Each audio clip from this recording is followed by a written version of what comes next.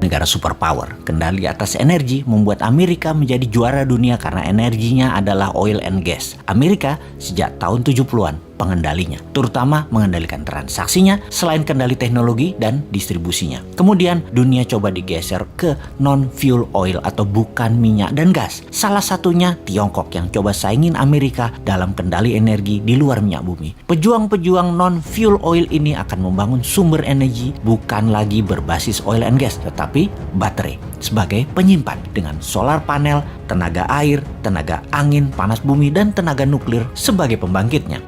Sekali lagi, kita ingatkan kalau Indonesia mau jadi negara superpower, Indonesia harus punya sesuatu yang didominasi sebagai alat tekan. Sungguh, menjadi negara superpower wajib ada yang didominasi terutama kekuatan militer dan punya banyak alat penekan.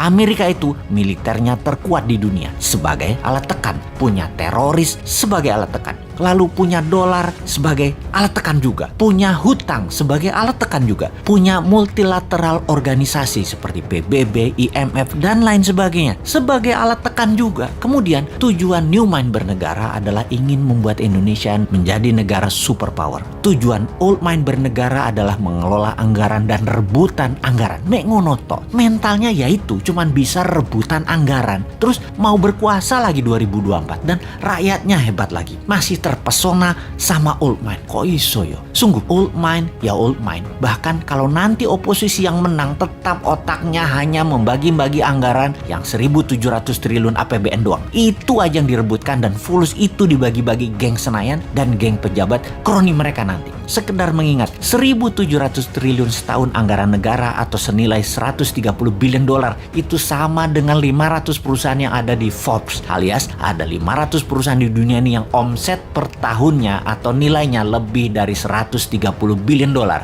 GE misalnya, omsetnya 250 billion dolar, lebih besar dari APBN Indonesia, dan untuk mengelolanya hanya perlu seorang CEO, bukan presiden. Bahkan tidak harus membelah dua negara, bukan harus membelah kampret, cebong, kadal gurun. Membelah dua bangsa Indonesia itu tidak saling tuduh antar ras, yang satu berbungkus agama, yang satu berbungkus materi jadi takut miskin. Alphabet misalnya, perusahaannya Google, nilainya kalau valuasinya saat ini adalah 600 billion dolar. Tesla itu 300 billion dolar. Apple 1.000 billion dolar atau 8 kali APBN Indonesia. Semuanya jauh di atas APBN Indonesia yang diperebutkan setiap 5 tahunan oleh para politisi yang niatnya katanya untuk rakyat padahal tidak. Makanya kalau Old Mind masih mau jadi pemimpin, paling pol yaitu eker-ekeran APBN. Beda kalau New Mind yang jadi, asli beda. Nggak rebutan APBN, pada rebutan punya proyek bisnis pribadi dan korporasi yang berjalan baik karena mereka nanti bisa dapat pinjaman 5 kali lipat dari nilai aset yang bunganya 0%. Jadi APBN yang dalam setahun nilainya 130